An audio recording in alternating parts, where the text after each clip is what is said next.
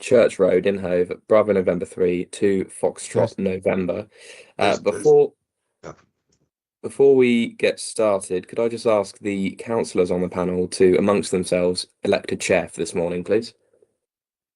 Could I nominate Councillor Pickett? And I'm happy to second that.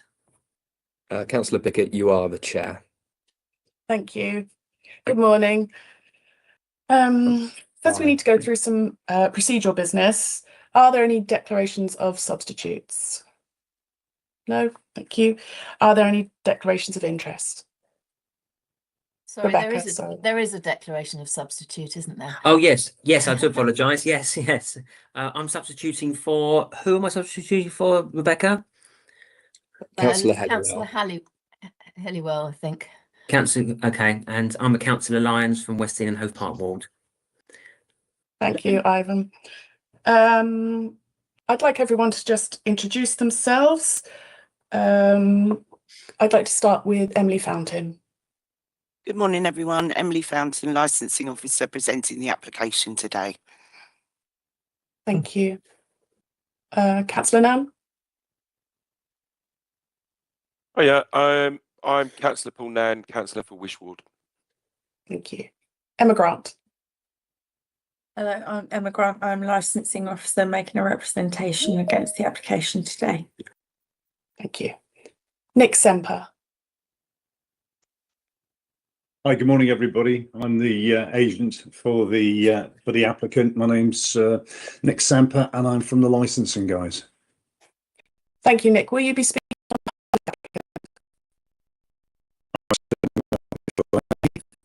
Thank you. Mark? Sussex Police Licensing. Thank you.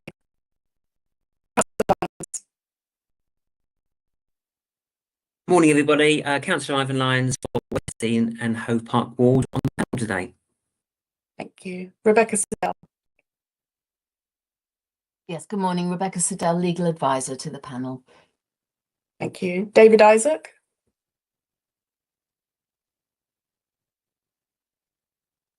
David Isaac, could you introduce yourself, please? He is the applicant. He's put himself on mute, and obviously his screen's collapsed now. So sorry. Okay, we'll come back to David. Frank Leduc. Good morning, Frank Leduc from Brighton and Hove News. Thank you. Have we got David back? I can see his icons just. David Isaac, would you like? Can you hear me? Yes. Could you just introduce yourself, please? I'm David Isaac from Hove Post Office in Church Road. Thank you, David. There are no non-public items on this agenda, and therefore we will not be excluding the press and public for any item today. We're being webcast, so everything is in open session. This is an application for a new premises licence under the Licensing Act to The post office main branch, selling drinks, crisps, tobacco, cigarettes, chocolate and convenience. To the applicant to explain the proposed application in more detail. Section 18 of the application is detailed at Appendix A, and the proposed plan of the premises is attached at Appendix B. 3 representations were received. They were received from a local business, the Licensing Authority and Sussex Police. The objections raised concerns relating to all 4 licensing objectives. These can be found at Appendix C on pages 31 to 37 of today's agenda. Conditions were agreed between Environmental Protection and found in Appendix C. A map of the location of the premises can be found in Appendix D. A further 2 documents were submitted by Sussex Police that included proposed conditions should the panel be minded to grant the application. These documents are not in the papers but have been circulated to all parties. The applicant submitted a response to these conditions and an additional document regarding the current and projected finances of the premises with and without the addition of alcohol sales. These have also been circulated to all the parties. This premises falls within our special stress area. On receipt of any application in the SSA where a relevant representation have been made, the Licensing Authority will scrutinise the application carefully and will look at the measures operating schedules and compare them to the best practice measures set out in Appendix A of our Statement of Licensing Policy, which can be found from page 24 of today's agenda.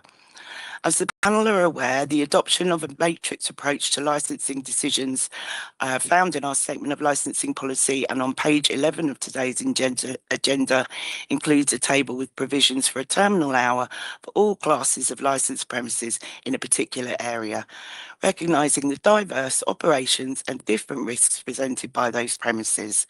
The matrix provides a framework of what the licensing authority would like to see within its area and gives an indication of the likelihood of success or otherwise to investors and businesses making applications. The matrix indicates no to applications for off-sales in the special stress area. However, the policy is not absolute. New and varied applications in the SSA will not be subject to the presumption of refusal, but operate. Sorry, through Thank you, you. Chair. I was going to say, do you have any questions of clarification for Emily? No, it's very fair. Thank you. No, not at this time, thanks. Thank you, Rebecca. Okay, thank you, Chair. Excuse me. As you will have seen my representation against this new application for a premises licence for Hove Post Office, 30 Church Road, Hove, in Appendix C of the agenda. As you have heard, the application is for sale of alcohol on Monday to Saturday, 8 a.m. till 0800 to 2300, and Sunday 10 to 1900. Sorry. The licensing team has concerns about the application, and I make this representation on the grounds of the prevention of crime and disorder and public nuisance, and to uphold our statement of licensing policy. The premises is within the special stress area of the city, which is defined in the statement of licensing policy. The special stress area is of concern to the licensing authority because of the relatively high levels of crime and disorder and nuisance experienced within it. And we believe that the granting of this application could lead to increased issues associated with crime and disorder and public nuisance in the nearby surrounding area. The Council's Statement of Licensing Policy includes a matrix model approach for licensing decisions, which recognises the diverse operation and different risks presented by different classes of licensed premises. It provides a vision of what the licensing authority would like to see within its area and gives an indication of likelihood of success or otherwise to investors and local businesses making applications. The matrix model states there should be no new off-licences in the special stress area. The policy does state that each application is still considered on its individual merits, and there is discretion to depart from the policy where justified. However, departure from the matrix model is only expected in exceptional circumstances. Guidance issued under Section 182 of the Licensing Act 2003 states that in completing an operating schedule, applicants are expected to have regard to the statement of licensing policy for their area. The guidance goes on to say that applicants are expected to include positive proposals in their application on how they will manage any potential risks. Where specific policies apply in the area, for example, the special stress area and matrix post-decision-making policies. Applicants are also expected to demonstrate an understanding of how the policy impacts on their application, any measures they will take to mitigate the impact, and why they consider the application should be an exception to the policy. Although the applicant has not referred to the special stress area in the application, they have proposed conditions to address the licensing panel so they can decide whether the application constitutes exceptional circumstances to depart from the policy. Thank you. Thank you, Emma. Do we have any questions from members of the panel for what have just been said? Councillor Lyons. Thanks for the representation. Do we have any up-to-date stats for the number of crimes in the area? Thanks. I think that would be you'd have to speak to the police about that one. Okay, well, I'll ask. Any further questions from the panel? Oh, Mark, I see you put your hand up then. If you'd like to come back in a minute, and Councillor Lyons can ask you that question a bit later. Are there any questions from from the applicant for what's just been said? Well, not from me. Again, it's been very fair. Thank you. Okay, thank you. In that case, I'll now hand over to Sussex Police to make their representation. Thank you. Thank you, Chair, and good morning all. As mentioned, this is an application for an off-sales licence for Hove Post Office, 30 Church Road, Hove. The location being within the special stress area as defined by the Brighton and Hove City Council's Statement of Licensing Policy. The applicant states the premises is currently a post office, as well as selling drinks, crisps, tobacco, cigarettes, chocolates and convenience items. The wording of it currently being a post office opens questions as to its future as operating in this way if alcohol is permitted. The applicant has stated to police that he is looking for alcohol to be 25% of the business, as the post office does not drive enough to cover overheads. This is evidenced in the submission by the applicant's agent, confirming the current turnover and what the projected one would be should this licence be granted. We do feel, however, that income is not a consideration for the panel, as the grant or refuse is solely based around the licensing objectives. Although not a requirement to do so, the applicant did not pre-consult Sussex Police. Had they done so, we could have raised our concerns. Nor do they make mention of the Statement of Licensing Policy and addressing the concerns set within it. The panel will be aware of the matrix within the policy, which does not support an additional off-licence within this location, due to the current saturation of such licences and negative impact this has on the area. It would be for the applicant to prove to you that their operating schedule provides safeguarding and in turn does not add to the area's challenges should you be minded granting such a licence. When reviewing the application as applied for, we do not believe the applicant has offered up any unique reasons or exceptional circumstances as to why their application would be an exception to policy. While conditions go some way to reduce incidents occurring and being managed within the premises itself, there are no conditions that can address the risk around off-sales and what happens once the customers leave the premises. Proxy sales could easily and do occur to already intoxicated persons and underage children, and this is a real concern, especially around vulnerability. Consumption in public spaces becoming a public nuisance in relation to noise and litter for residents.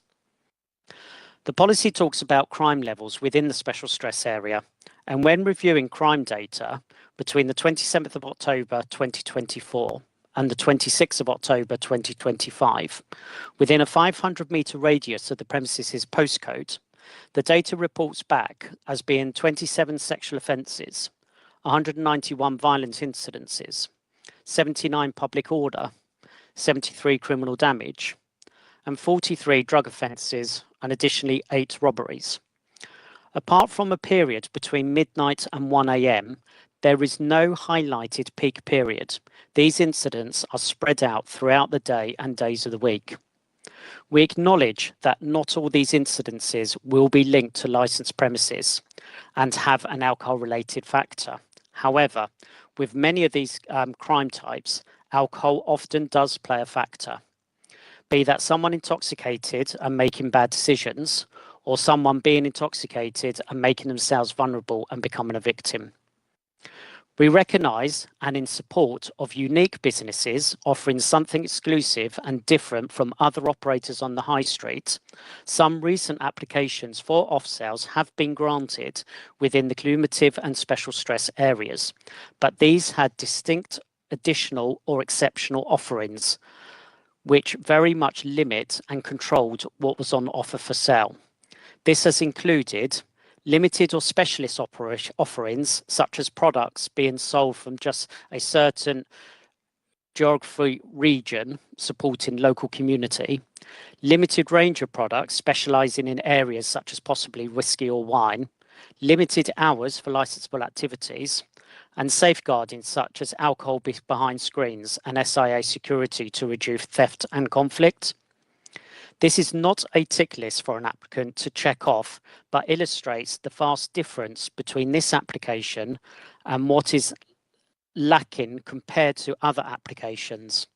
For all intents and purposes, on paper, this is another convenience store offering nothing exceptional.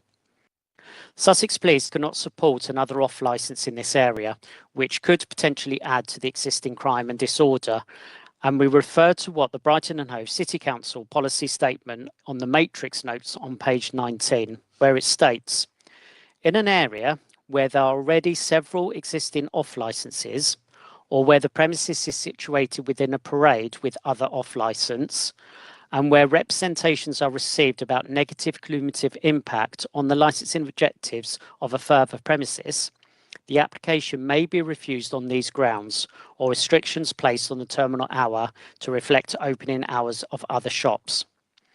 So taking a 5-minute walk along Church Road, you come across Budgeons, Londis, Seagulls Food and Wine, Co-op, Sainsbury's and Hove Newsagents, all offering off-licence facilities.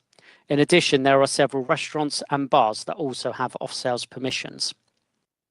Sussex Police contends that any new licensed premises and the carrying on of additional licensable activity has the potential to add to the existing negative effect in an area already saturated with licensed premises. Under the Brighton and Hove Statement of Licensing Policy, the expectation is that operators will pay special attention when drawing up their operating schedules, and the burden of proof lays with the applicant to show they will not add any cumulative impact to an already problematic area. If this is not the case, then the application can be refused. Although we strongly oppose this application, we are aware that the panel are in their right to grant if they believe it will not add to any negative impact and that they have trust in the operator to trade under the licence responsibly. For this reason, we have included several conditions that we ask the panel to consider. These would be in addition to any offered up within the original application or ones that you feel are appropriate to adopt. We see that the applicant has agreed to several of them, but ones around alcohol being out of reach, security, and no advertisement of special offers have been declined. Also, a condition that would restrict the ability to offer delivery of alcohol has also been declined, despite the applicant advising us on the 17th of September they had no intention of doing delivery. We have now had to address this by submitting further conditions around delivery for you to consider should you be minded granting. We have provided you, the panel, with crime stats, saturation evidence, and raised concerns around the granting of an additional off licence within this location, one that is not offering anything different from the others within easy reach, and that a refusal would be in this instance an appropriate decision to ensure the licensing objectives are promoted, as well as the Brighton and Hove Statement of Licensing Policy being upheld. Thank you, Chair. Thank you, Mark. Do I have any questions from the panel? Councillor Nam. Thank you, Chair. Mark, can I just ask, the stats for the area that you've just described, how do they compare to other areas of Brighton? Oh, you're really putting me on the spot there. Sorry, I should have said I don't expect you to have an encyclopedic knowledge, but if you've got a general idea, that'd be helpful for me. I don't really. I've got to be honest. I really would have to run some stats, which I can do, which doesn't take me very long. If you wanted to choose a particular area, I can quickly run something while we carry on and come back to you on it. I was just wondering if would it be in the top, middle, or bottom of the kind of? I would say it would be in the mid-range where it is, because obviously it's not right in the centre of like West Street and the lower area of the seafront. But yeah. Yeah, thanks, Mark. I didn't mean to put you on the spot like that. No, that's okay, cool. Thank you, Paul. Councillor Lyons. Yeah, thank you. I was going to ask a question on a similar vein. So in terms of the number of crimes and incidences, I don't know if you mentioned over what period were they? So I did a year's period from the 27th of October 2024 through to the 26th of October 2025. Right, brilliant. So Thanks that we so much. cover all seasons. That's Yeah. why I always do a year. Yeah, cool. Thank you. Thank you, Ivan. I have a question. If the applicant were to close earlier, would this make the proposal more acceptable? For us, no, because the incidences, as I mentioned in my speech, apart from a peak between midnight and 1 a.m. when they're not proposing to be open anyway, the incidences are very evenly spread out throughout the day and days of the week. So there's not like a peak in the evenings. It is pretty much from like 8 o'clock in the morning through to the later hours. It's just evenly spread. Where if we were running that just as a comparison to like West Street area, we would most probably see more peaks late at night and early hours of the morning, where, you know, that argument could be one to consider. Thank you, Mark. Councillor Nam, would you like to come in? Thank you, Chair. Mark, you seem to find the idea of delivery objectionable. Would not delivering, would that make the application more palatable for you, for the police?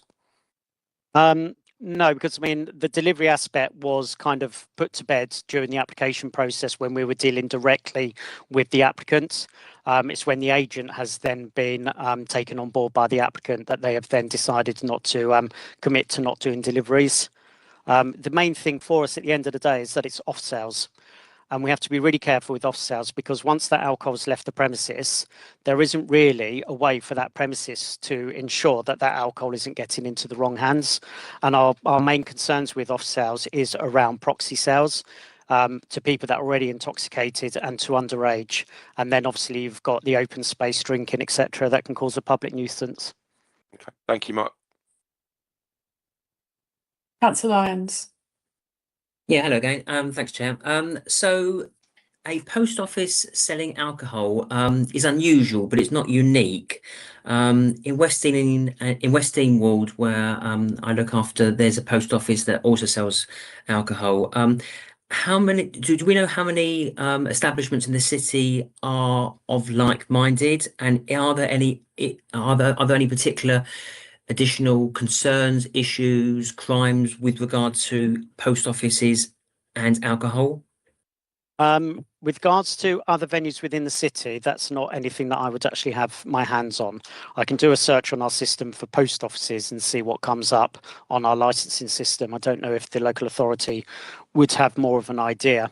With regards to a post office having an alcohol license, I mean, you could argue that because of the security they have to have in place because of being a post office, that you could argue that that could add some more safeguarding. But this is, like I say, the problem with this is it's off sales. So you can have all the safeguarding that you want inside, and if you had the alcohol behind perspex or security on, then you could argue that that is going to heavily reduce the risk of shoplifting. It still doesn't counteract the risk of proxy sales. Lovely, thanks. Thank you. Mark, I have another question. You have requested that they have an SA, a registered door staff on the premises during all hours that they're open. Is that a normal thing, a normal request for the police to have it for all day? So what we've provided you is with a list of conditions for you to consider, and we've had a look at conditions that have been put onto licenses within the cumulative impact and SSA area of recent, and then obviously it will be down to yourself to obviously decide that if you are minded to grant, which one of those conditions that you would like to add on to the license. Thank you. Do I have any questions for Mark from the licensing authority? No, thank you. Thank you. Any questions from the applicant? Yeah, certainly. Thank you very much indeed for the stats. I haven't seen those before. Have you served them on us before the hearing, Mark?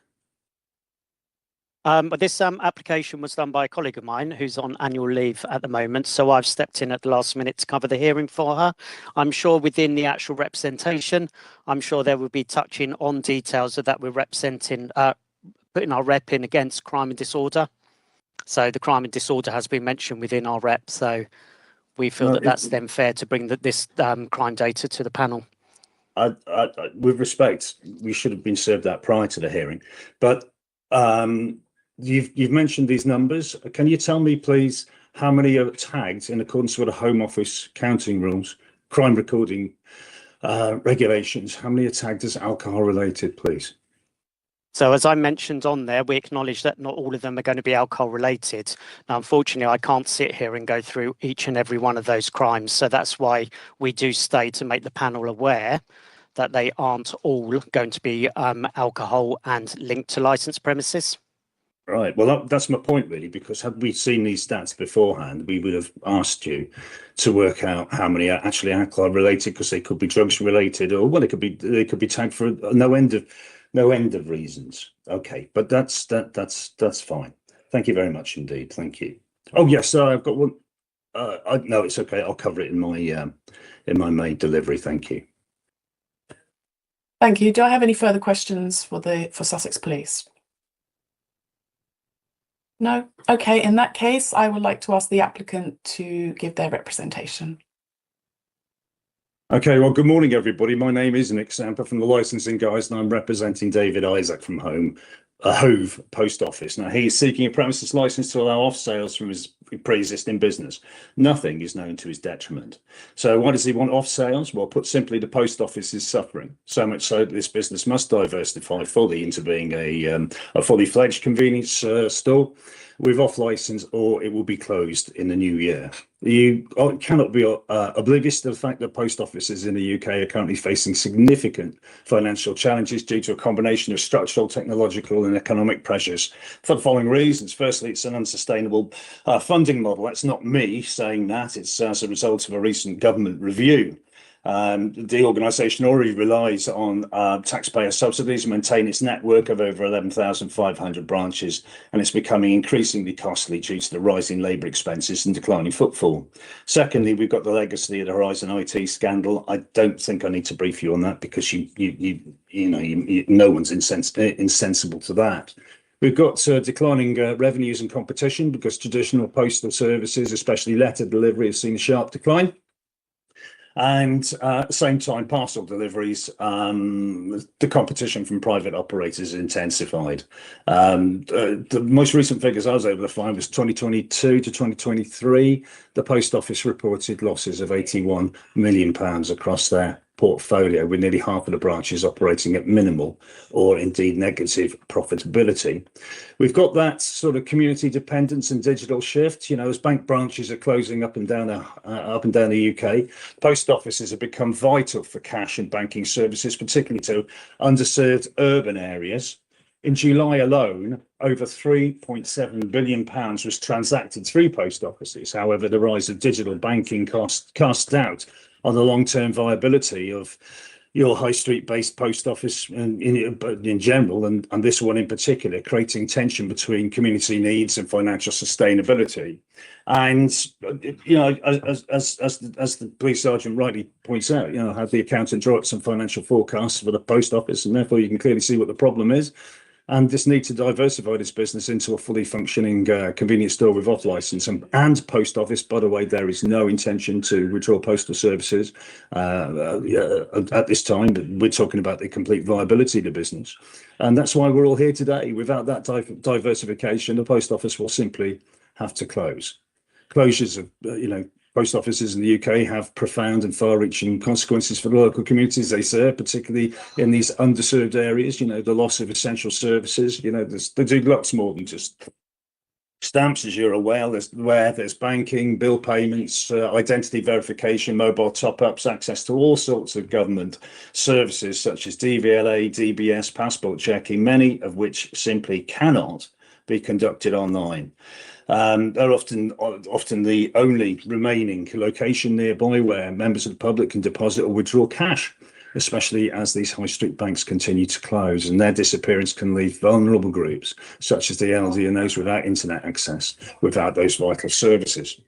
Okay, now look, talking about the economic impact on local businesses, the loss of the post office has, and the increased isolation of close-knit communities.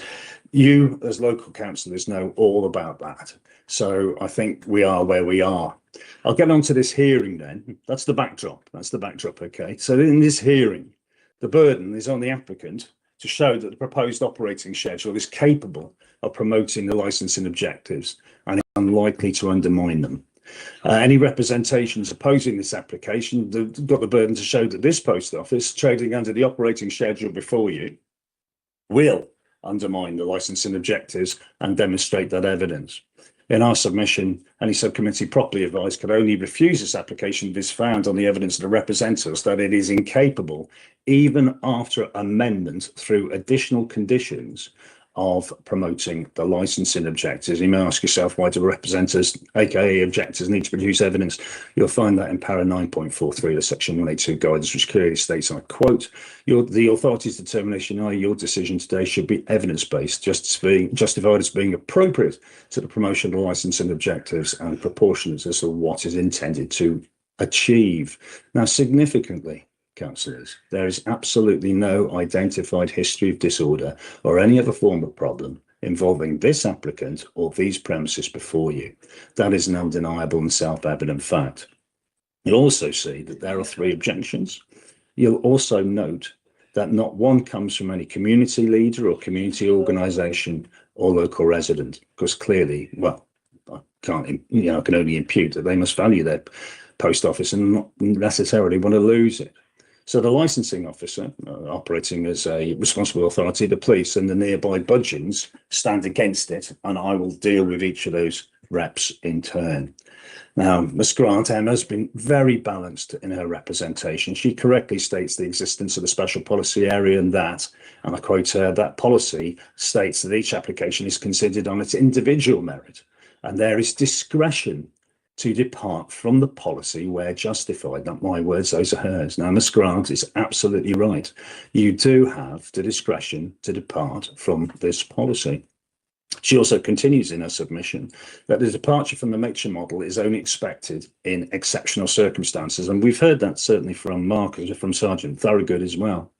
With absolutely massive respect to both these guys, I would say that there is absolutely no mention of any exceptional circumstances test or requirement to prove exceptional circumstances or uniqueness in the entire Licensing Act, the licensing regulations, the Section 182's guidance from the Secretary of State and the Policing and Crime Act of 2017, which actually brought in cumulative impact assessments, or the the House of Commons briefing paper that accompanies it.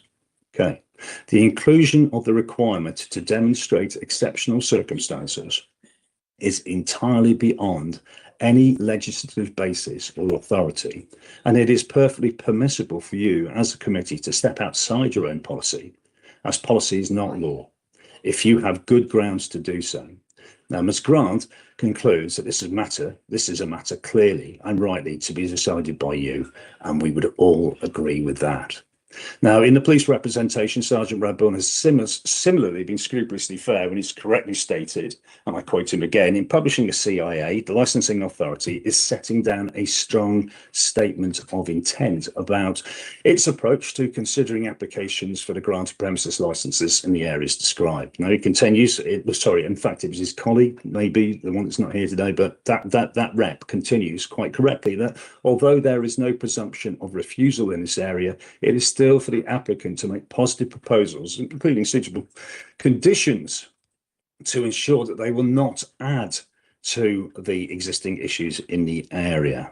And that is correctly, the police have correctly stated the law, and we thank them for that. Now, there is some concerns about what happens to the alcohol when it leaves the premises. Again, I would point your lawyer to para 2.27 of the Section 182 guidance, which clearly states, and I kind of just pulled it up when he was talking, it says, beyond the immediate area surrounding the premises, these are matters for the personal responsibility of individuals under the law. An individual who engages in antisocial behaviour, for example, is accountable in their own right. Okay, we recognise there are problems in the area. I would also point out that my client has sold no alcohol to anyone, right? Wherever these problems are coming from, they certainly not come from him. And it's important to blame, but I think it's important to blame appropriately as well. Okay. Now, in response to the council's own strong statement of intent inherent in that special policy, we'd like to add our own, and it is this. We have no intention to sell alcohol irresponsibly to anyone, Neither will we undermine the licensing objectives nor add to cumulative impact already experienced in the area. That is our vowed intent. There is some talk about, yeah, I think I've covered that. Okay. Now, the last objection comes from, oh yes, yeah, there was, I know what I'm going to talk about. This home delivery thing, and Sargent has absolutely correctly stated in its context. After COVID, we write an awful lot of license, about 350 a year, received a briefing from the Home Office, and they said that, you know, part of that lockdown thing, it nearly broke the economy, and therefore they'd really appreciate that going forwards, any future licenses include the facility to do home delivery in the event that a pandemic ever overtakes us again. And so therefore, since whenever that was, 2022, I don't think we've written a license that hasn't got that facility to be able to draw down for home delivery. That's what that was about. And we've agreed conditions where you'd be happy to grant the license today. We've agreed conditions that put in the necessary safeguards around home deliveries. Okay. So the last objection comes from Mr. Edda Barley from Budgeons at number 30 Church Road, who maintains that to grant this license would, quote, not reflect the needs and wishes of the local community. With respect, Mr. Edda Barley doesn't and cannot speak for the local community needs or wishes at all. In fact, he speaks on behalf of a nearby rival business, which itself holds a premises license for off sales and whose hours will exceed what Mr. Isaac seeks before this committee today to some order. Now, Mr. Abdali talks to public safety issues, loitering, littering, children being exposed to inappropriate behaviour, underage drinking, litter, drunkenness and petty crime. But committee, how can Mr. Isaac be responsible for any of these things? As to date, he's sold no alcohol to anyone, has he? And where is the evidence that, were you to grant Mr. Isaac a premises licence today, that he would embark on conduct that would provoke such outrages? After all, he is the local postmaster, holding a position of considerable trust and of much standing in the community. Where is the evidence that he would do such things or even be likely to contemplate them? With respect, that is pure speculation that he would. Now, I'd like to talk to you very briefly about fear and speculation. I'm talking to you all, but clearly this will be of interest to your lawyer. There are two main reasons why fear and speculation are not admissible in these proceedings. Firstly, as I told you before, para 9.43 of section 102 guidance clearly states that your determination should be evidence-based. Fear and speculation about what might or might not happen on some undisclosed point in the future is not evidence. It is what it is. It is speculation. And secondly, there was the ruling in Daniel Thwaites and Wirral Magistrates back in the High Court 2008, where Her Honour Justice Black, which she stated that your decision today should be actuated by proper and real evidence. And to that, I'd say there is no history of any problems with these premises or this applicant. Nothing is shown to his detriment, and the potential for any such issues is more than properly addressed in the proposed conditions as I stand now in my submission. But clearly, if you require any more, you most certainly can and will have them. So there we are. I will rest for now. I've probably got some more things to say in summary, and I'm sure you've got some questions for us. So that's my position. Thank you very much indeed. Thank you. Thank you, Nick. I think Councillor Nan was first with his. Oh, no. Councillor Lyons, I do apologise. Sorry, Chair, I do have questions, but I'm happy to wait. Okay. Thanks, panel. Yes, thanks for the presentation. It was comprehensive and wholesome. So just one first quick question. So the police have come forward and put forward some recommendations if the panel were to consider offering the license. You know, you haven't commented whether or not the applicant would actually consider the police recommendations, and if not, why not? Thank you. Really good question. Thank you. Okay, we accept the vast majority of them. We think that the provision of SIA permanently is disproportionate. Likewise, the need to keep all alcohol behind perspex shutters. This is a post office. Okay, we are our posture towards security and safety is beyond question, because if it's not good, we simply can't continue as a post office. The post office wouldn't allow us to. Lastly, there was another one. Yeah, advertising. The condition is too loose. I mean, clearly we would like to put a notice outside saying we're an off license, and frankly, I'm just not sure that an advert saying that we're selling wine this week, it's Christmas, you know, got an offer on. I just think it's disproportionate. That's my position on that. So the rest, I believe, are fine. There is some email correspondence that's been circulated before you showing exactly what we're, you know, everything we're prepared to accept. Thanks. Councillor Nam. Chair, I noticed Mr. Isaac has his hand up. Oh, yeah, we'll Hi. come to the applicant in a minute. We'll do councillors first.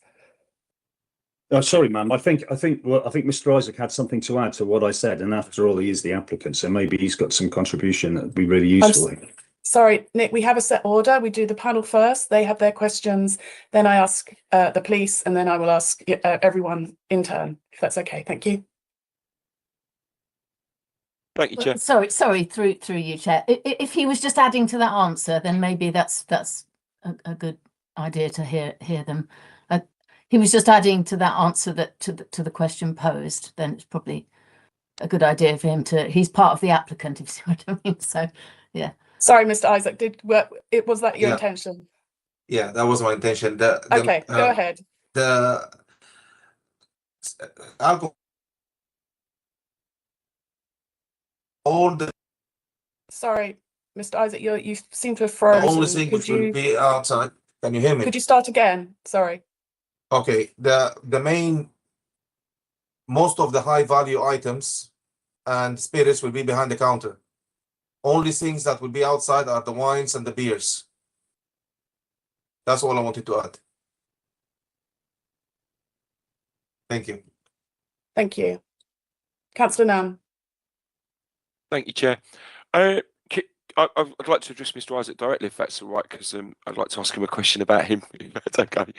Mr. Isaac, Nick described you as a postmaster. Is your profession primarily one that sees you running post offices? Is that a fair description of you? Sorry, can you say that again, please? You got cut off there. Nick described you as a postmaster. Is that what you are? Yeah. Yes, I run Okay. 3 post offices. One of them has got an off license as well. So, yeah. And just when did you take over this premises? I took it over in August. In August. Okay. Yeah. Thank you, Mr. Isaac. Cheers. Okay. Mr. Isaac, can I further ask? So, therefore, do you have experience of dealing with, drunk people or, people who might be a bit more difficult to deal Yes. with? I've been an off licensee since 2004. I was running a smart stop in Station Road, number 9 Station Road, BN41 1GA, for 7 years, and it was a 24-hour license back then.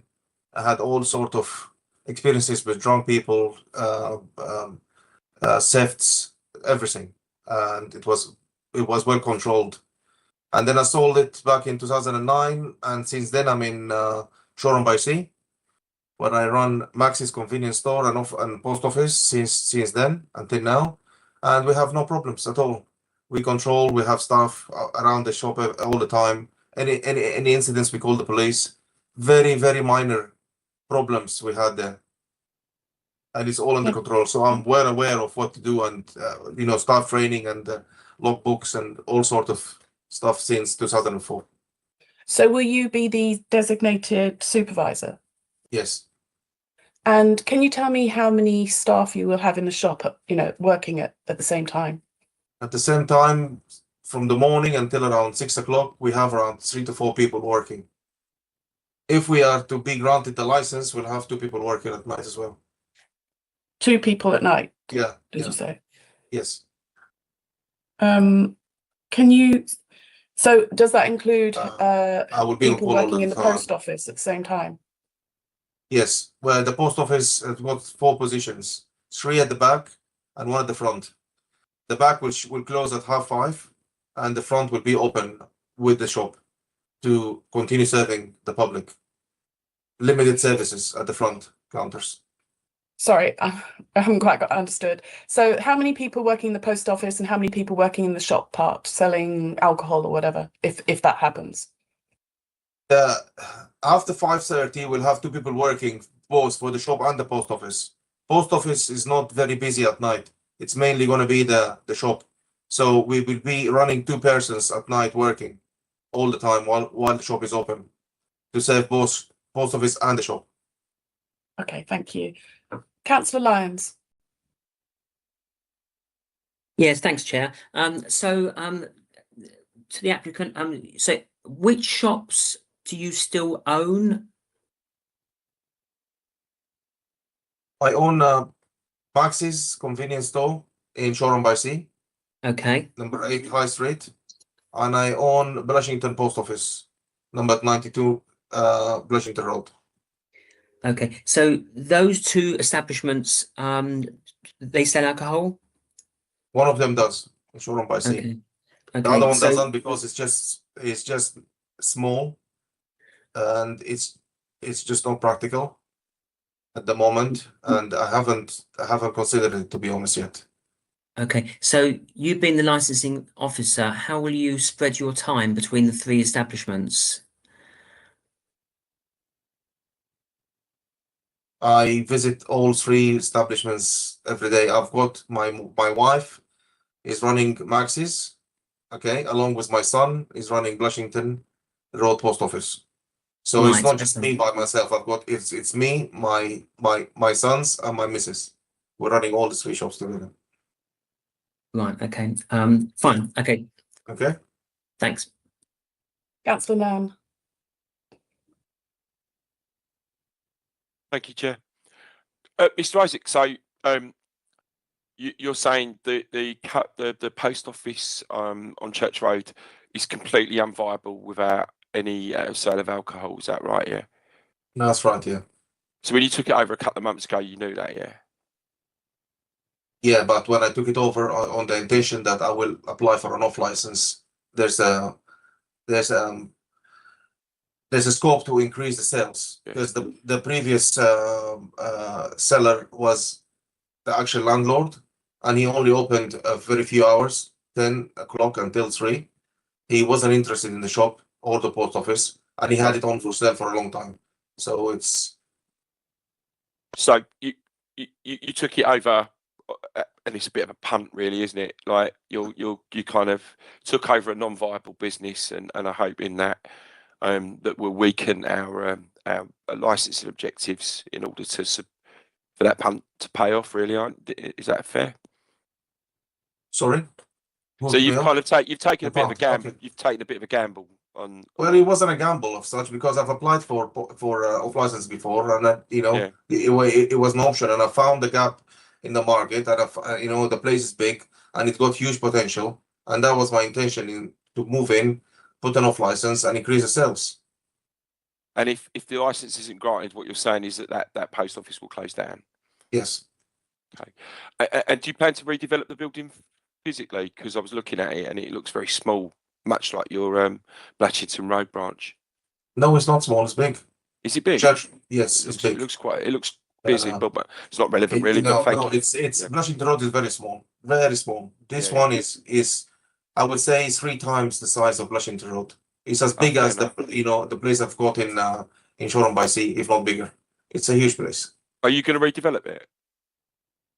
If the application is successful, yes. I will not just adding more shelves and moving all the cards. We're selling stationery and stuff that that not moving fast.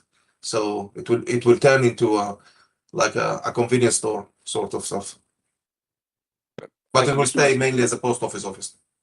Brilliant. Thank you, Mr. Isaac. Can I just ask, Mr. Isaac, are you planning to close at 11 o'clock every evening, or are you planning Yes. to close earlier at all? Well, At the moment, we're shutting at 5:30. We tried to open until 8 o'clock, and we found that the shop is not selling anything. I'm just paying staff. It's not picking up, and understandably, why would anybody want to come in after 5:30 to buy what? There's no food, there's no wine, there's no beer, there's no spirits, nothing is selling. So we decided to close early. My other shops open until midnight. I'm requesting until 11 o'clock because I think it's reasonable. I don't want to open until after that. But Okay. if it's meant to be to close earlier, then I would do. If we suggested a earlier closing time, you'd be amenable to that. Yes, I will. I mean, what's the point of opening if it's not? I mean, even if I have the license and I can open until 11, if the place is not running, it's not making money until 11, then I close early. I always change my hours accordingly. Thank you. I know you said you were hoping to make it more of a convenience store. Is there a percentage that you have in mind of selling sort of other convenience items other than alcohol? Do you have? Yeah. Is it your intention that it is.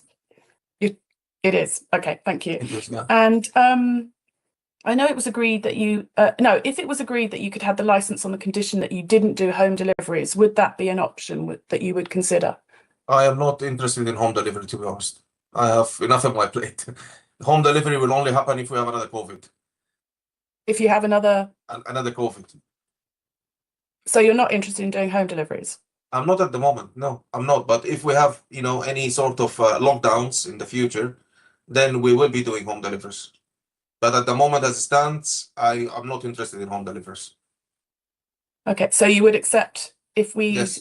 we were to offer you the license without home deliveries, you'd be happy with that? I'll be happy with that, yeah. Okay, thank you. Can I just go back to the police terms terms of conditions that you weren't happy with? I know one of them was about advertising and promotions, and the other one was about displaying alcohol. I know that you gave us a map of your shop on page 29, Appendix B. It's not very clear as to the layout of the shop. Could you give us more sort of clarification on what you're planning and where the alcohol will be? The alcohol will be behind the counter. Most of the spirits will be behind the counter. The only thing which will be outside will be like the wines and will be next to the counter as well. We have a door for security reasons for the post office. There's a post office counter at the front, so it's secure. We have a door. After the door, there's a 1 meter bay. Wines will be there, and the fridge will have the beers where people are queuing on the other side. Okay, that does make it a bit clearer. Yeah, sorry, I was just looking at the diagram. I can understand where the counter is now. Yeah. Thank you. So can I ask then, if we were to suggest that if you could agree to, I don't know, putting up some sort of screen to protect the alcohol a bit more, would you be agreeable to that? It's just not practical. If I put a screen up, that means that I will have a member of staff next to it all the time, opening and closing and opening and closing. Wine is a very fast seller. People come in, they grab their wines and go. When they come in and they see a person, I personally go to Co-op in Blushington Road and I see it, everything is behind the counter. I'm not going to be bothered to come ask a member of staff to open this cabinet for me and grab me a bottle so I can go and pay. And I've never seen anyone doing that. I've never seen any customer waiting for a member of staff to come. It's just not practical. I will go down the road to Joey's convenience and ask him for a bottle or buy it myself for a bottle. Can I ask then what security you will have, please? I've got CCTV. I've got the member of staff which are working. One will be outside all the time. We'll have a member. The police have suggested we contact with the SIA. We have security for the post office as well. We have panic buttons. Anything happens, we press the panic button. Police is down in no time.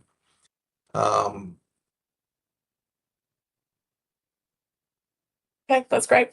Yeah. Thank you. Do we have any questions from the licensing authority?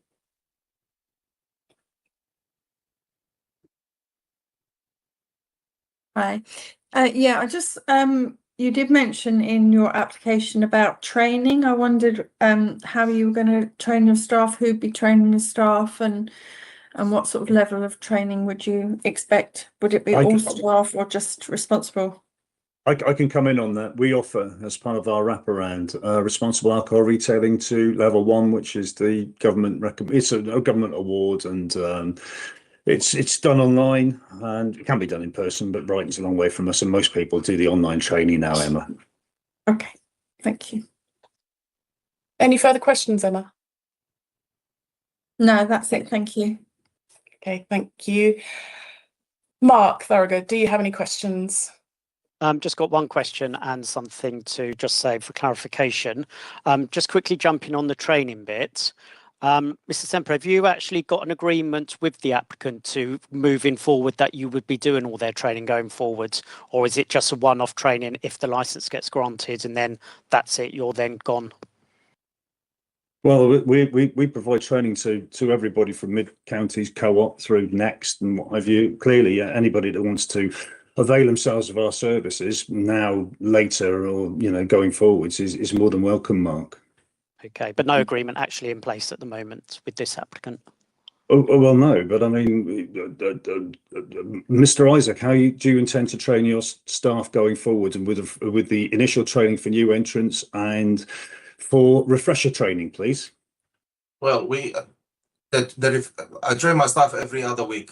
We keep telling them about the sale of underage.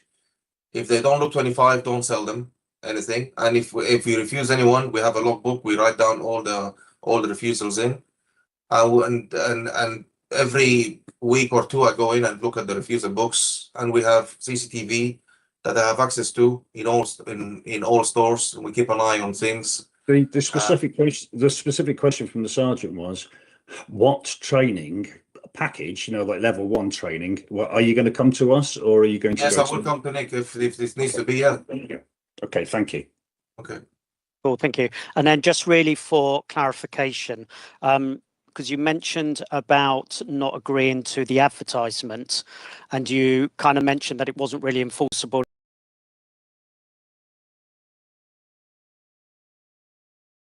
/ deals.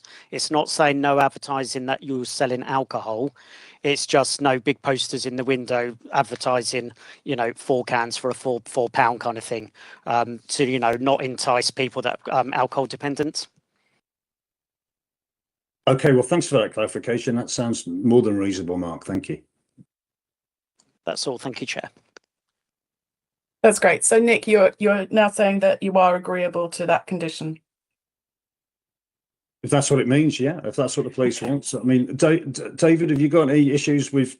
Well, to be honest, I'd rather not. To be honest, I mean, if it's going to depend on me having the license or not, then so be it. But people need to know that we have good deals in store, like anyone else. It could be a poster, it could be a TV screen promoting all sorts of other goods. So it's nice to know, if you don't advertise, you won't sell.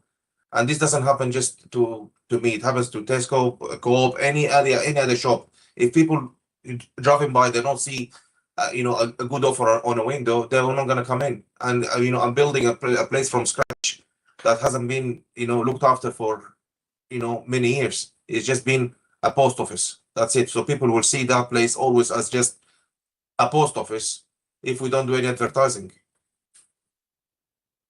Thank you. Councillor Nam.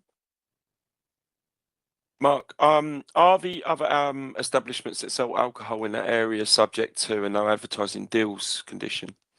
Not the ones in that particular area, because they're older licenses, but there have been a number of recent licenses that have been granted where they're a run-of-the-mill kind of convenience store where they have agreed terms that there would be no offers in the window or A-frames out on the street.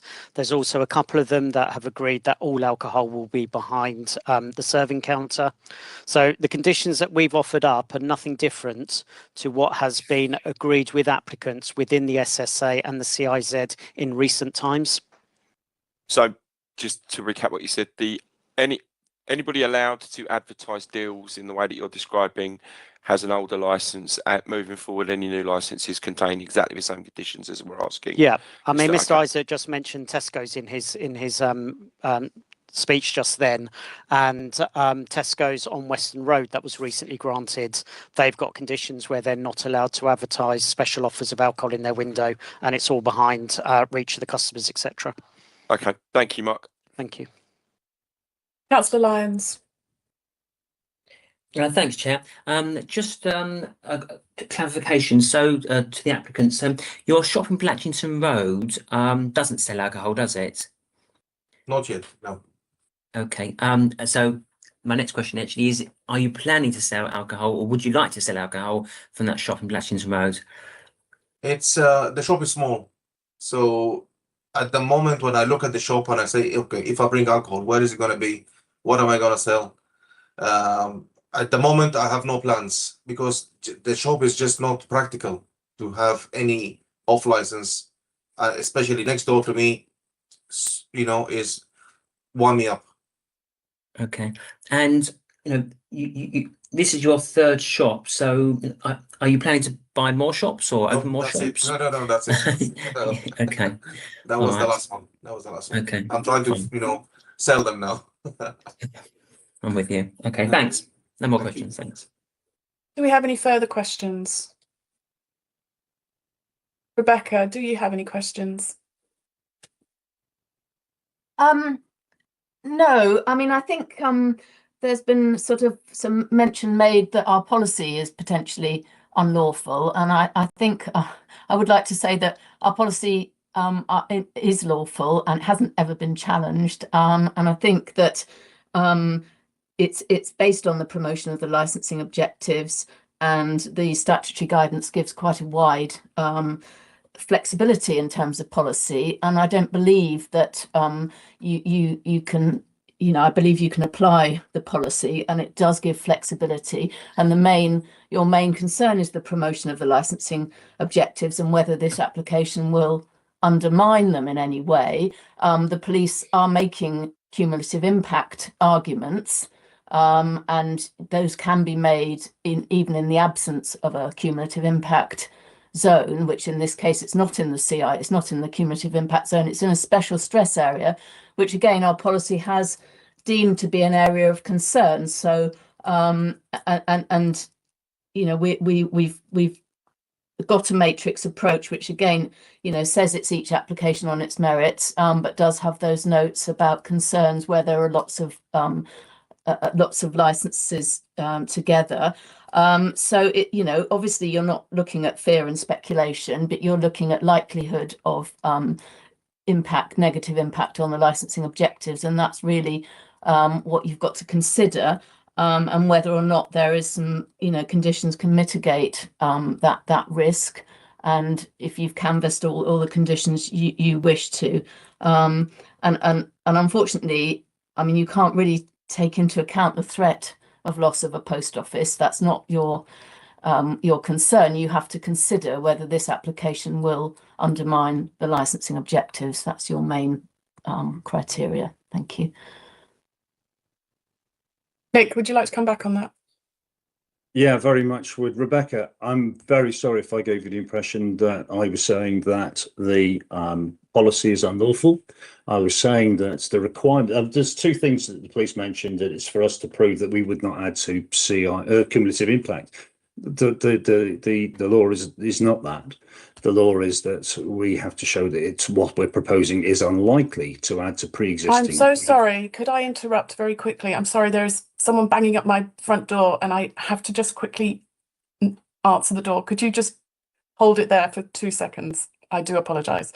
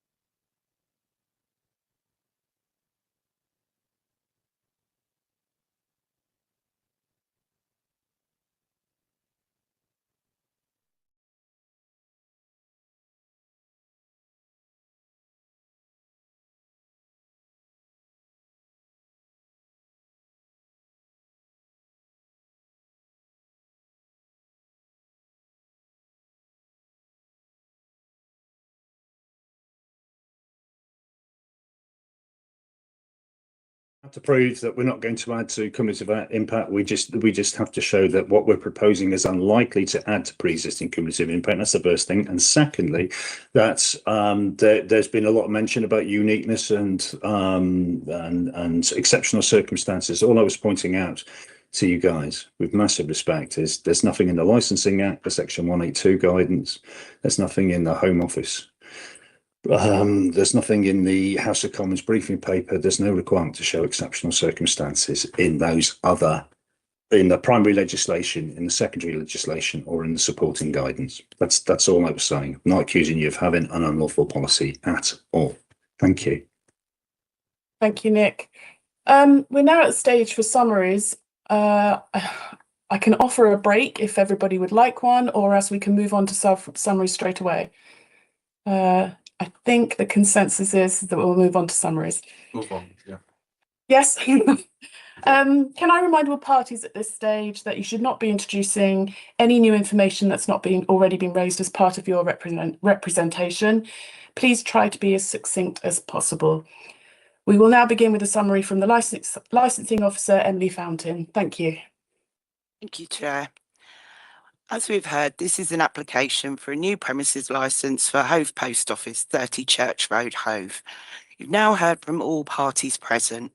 Licensing guidance states that in determining the application with a view to promoting the licensing objectives in the overall interests of the local community, the licensing authority must give appropriate weight to the steps that are appropriate to promote the licensing objectives, the representations including supporting information presented by all the parties, the licensing guidance, and its own statement of licensing policy. The licensing authority must carry out its functions with a view to promoting the licensing objectives, and our policy is framed around those objectives. It is important to note that each application will be given individual consideration on its own merits. Licensing guidance 9.4. Licensing authorities are best placed to determine what actions are appropriate for the promotion of the licensing objectives in their areas. All licensing determinations should be considered on a case-by-case basis. They should take into account any representations that have been received from responsible authorities or other persons, and representations made by the applicant or premises user. After considering all the relevant issues, the licensing authority may grant the application subject to such conditions that are consistent with the operating schedule. If the panel decide to grant the application, then any conditions added to the license to meet the licensing objectives should be clear, precise and enforceable. Alternatively, the licensing authority may refuse the application on the grounds that it is appropriate for the promotion of the licensing objectives and that the applicant hasn't proved exceptional circumstances to depart from our policy. Thank you. Thank you, Emily. We'll now have a summary from the local authority, Emma Grant. Thank you, Chair. I think this has now been clarified, but Mr. Semper did mention the exceptional circumstances that the applicant has to prove. The council's policy was prepared having regard to the licensing authority 2003 and the need to promote the licensing objectives. Under the policy, the applicant does need to demonstrate exceptional circumstances to depart from the policy, which says no to additional off licenses in the special stress area. The panel must now decide whether the applicant has demonstrated exceptional circumstances to depart from the policy. Thank you. Thank you, Emma. And now can we have a summary from Sussex Police, please? Thank you, Chair. As I covered off in my speech, this application goes against the local Brighton Hove statement licensing policy, and to support that, I have evidenced crime data for the surrounding area, as well as listed several convenience stores within the locality showing saturation. Our main concern here is around the off-sales permissions and how that is hard to control once the alcohol's left the venue. Conditions are hard to assist with this. Proxy sales to underage and already intoxicated and alcohol-dependent persons could and does happen. Each application is on its own merit, and we don't believe the applicant today has given any exceptional circumstances or any specialist offerings that makes this application stand out from other current officers, which would limit the offering and could then assist with promoting the licensing objectives and reduce the cumulative impact. We kindly ask the panel to refuse the application. Thank you. Thank you, Mark. And finally, can we have the final summary from the applicant? Surely. I'm going to do it just once more. Yes, your policy says that we need to demonstrate exceptional circumstances. My point is this: there is no exceptional circumstances test in the entire licensing legislation. That's my full stop on that. Okay, Mark's absolutely right. There are problems in the area. We're not denying that. And what happens to the alcohol when it leaves the off license? Now, I've explained that we're responsible for behaviours in the immediate vicinity, and under that paragraph that I cited in my earlier presentation, I'll repeat it again because it's found at para 1.16 of the 182 guidance, and it says that conditions cannot seek to manage the behaviour of customers once they are beyond the direct management of the licence holder and their staff. That's what it says. Okay, I'm not making it up. It's on page 4 of the section 182 guidance. But look, to paraphrase para 9.43, your determination must be evidence-based, justified as being appropriate from the promotion of those licensing objectives, and any conditions imposed must be proportionate to what it's intended to achieve. So what we're intending to achieve here: a comparatively modest application to add off sales of alcohol to a struggling community asset in the form of Hove Post Office, and its need to diversify the business footing is self-evident. Now, the business must diversify or die. Now, the police case is essentially that Mr. Isaac cannot be trusted to retail alcohol responsibly, keeping alcohol out of the hands of the antisocial and inebriated. Okay. However, our position is that Mr. Isaac is a highly capable, competent and responsible person who already is entrusted to be the postmaster. In that role, he is already entrusted with the mail handling and security, cash and asset security, staff and customer safety, compliance and policy enforcement and incident management, with the responsibility to report and investigate any security breaches, thefts and suspicious behaviours. We've heard from him. He's already explained to you that he's been doing this since 2004. There is no recorded history attributable to these premises or this applicant before you, or any indelible evidence of any issues, or indeed any other evidence cause for concern regarding this operator before you. This is all about that policy and the location. So those are all undeniable and self-evident facts. This applicant can and does run businesses that retail alcohol responsibly. Okay, there is just speculation that it might cause issues for the manager of Budgeons up the road, which is a competitor outlet nearby, and in my submission that is insufficient reason or grounds to refuse the application. Now, we acknowledge the imposition and importance of your special policy area, and will accept further appropriate and proportionate conditions which might reassure you that we will not add, we will be unlikely to add, I should say, to cumulative impact in the area. To that end, we've accepted most of the conditions suggested by Mark and his colleague, but believe that the imposition of perspex shutters, a ban on any promotions, and a permanent SIA guard posted at all times when the shop's open, it's just disproportionate. I mean, business is struggling money-wise already, to insist upon having a permanent store guard when the place is bristling with security and technology is disproportionate. Okay. Disproportionate to the risk of this post office retailing alcohol as part of their attempt to diversify and achieve profitability once again. So consequently, panel, chair, I respectfully request that you do indeed grant this application for the premises licence as sought, supported by the comprehensive raft of effective conditions, the additional ones we've agreed with the police before today, and any others that you deem appropriate and proportionate to what we're seeking to achieve here. So thank you very much indeed. Thanks. Thank you, Nick, and thank you, everyone.